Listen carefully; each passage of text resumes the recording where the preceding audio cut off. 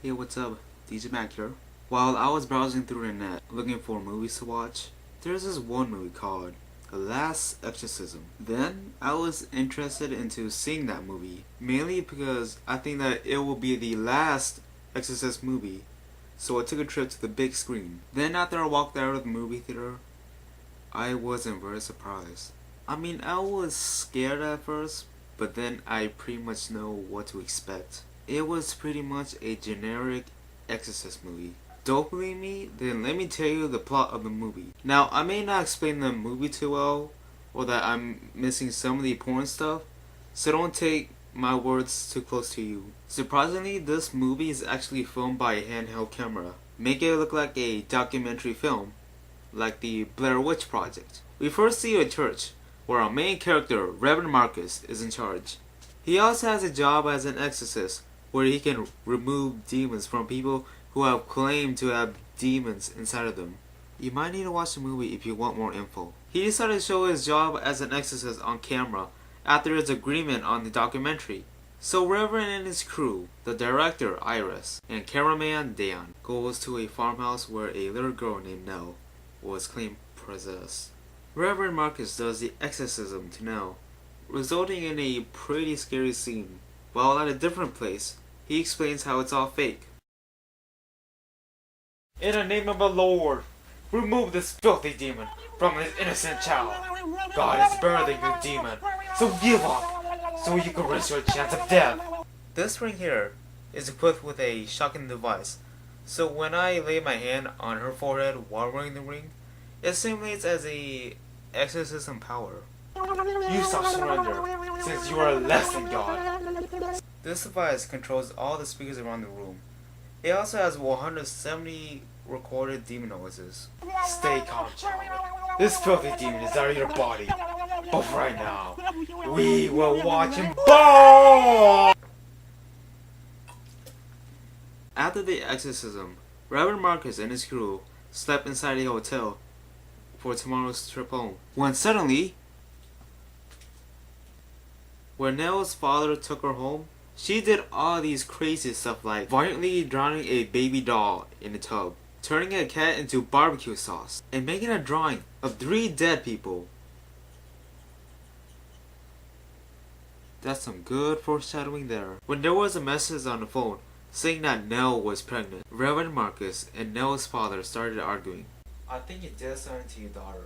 No, you got her wrong. She was a virgin the whole time. Maybe that demon did it. And then Reverend Marcus has this to say. Your daughter needs more than my help. What are you talking about? She is disturbed in a mental way. Go on. And I say that she must be in a psychotherapy right away before something worse happens. Get out of my house. When Reverend and his crew were thinking about removing Nell from her house, her midnight shenanigans begin.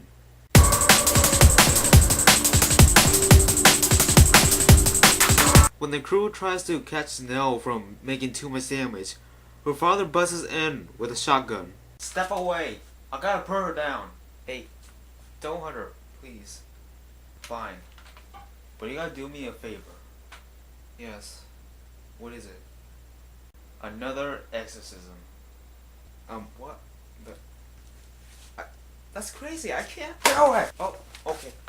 Reverend Marcus exorcised Nell with her father watching, and then when Nell was getting a bit weird, she was saying this. Would you like a blowing job? Excuse me? What did you say? I said, would you like a blowing job?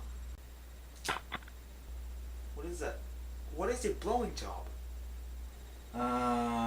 I think I know what she's talking about. What is it then? What she meant is that she wants to clean your house. Oh, okay. Well, it started back then in the medieval times when there were many peasants. Yes? You see, the brooms weren't very common at that time. So the peasants has to use their mouths to blow away the dirt stuff. And they can't use their hands or feet to clean up the stuff due to the unfair laws from the king. Oh, I understand why. Hey, why does she want to clean my house? I meant to suck you. The demon was fighting back until Nell was current. So Reverend Marcus and his crew goes to the cop shop where the one guy who was claimed to impregnate Nell works there. And then they have a little talk. So I just heard that you had sex with this girl named Nell. Nell? No, I've seen her less nowadays. What do you mean?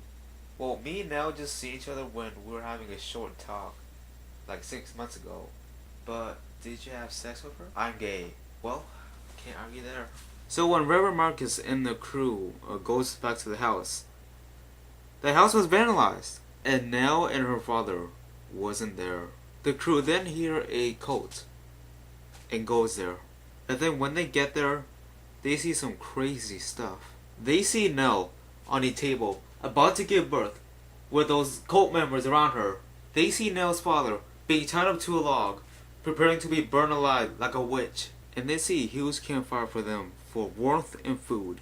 When Nell gave birth to a child, the cult members just threw the baby into the fire. I know you guys know that this is messed up, but let me finish. The campfire then gave birth to a beast.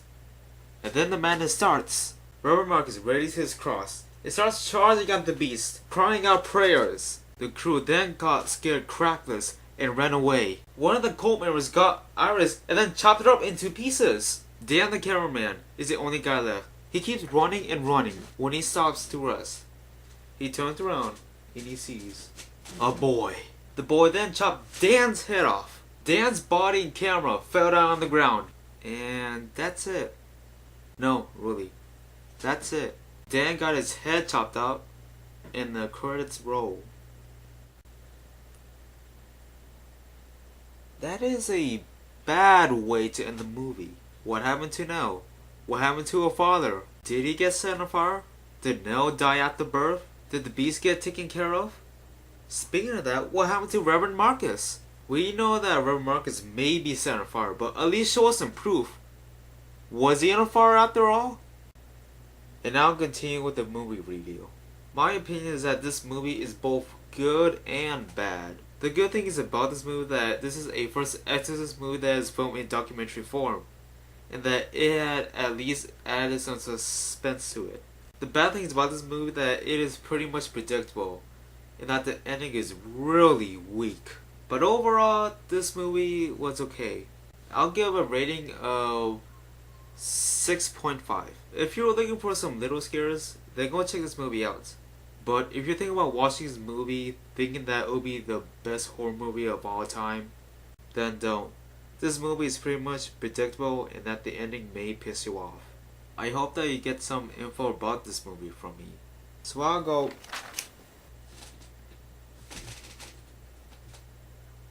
What the heck?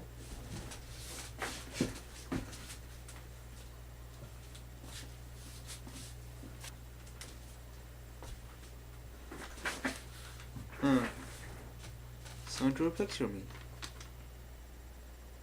What do you think this is about? Hold on.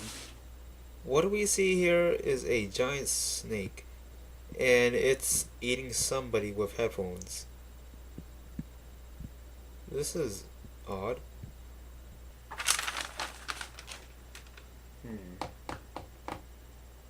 This must have gone to the wrong guy. Well, I'll figure it out later. DJ Mac, out.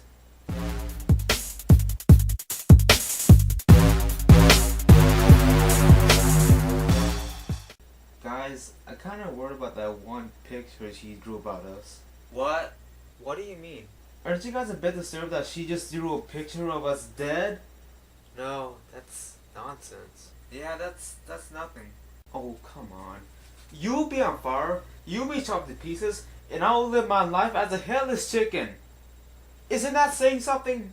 What, do you think that little girl is gonna come over and do all that stuff to us? Of course, yeah. Dan, Nell's just a little girl who needs some mental help. She's not gonna do any of that stuff to us. And plus, that's just a picture. It's not doing anything. We're just thinking about it too much. Yeah, I guess so. But hey, if all this stuff happens to us, then you owe me $40. Deal.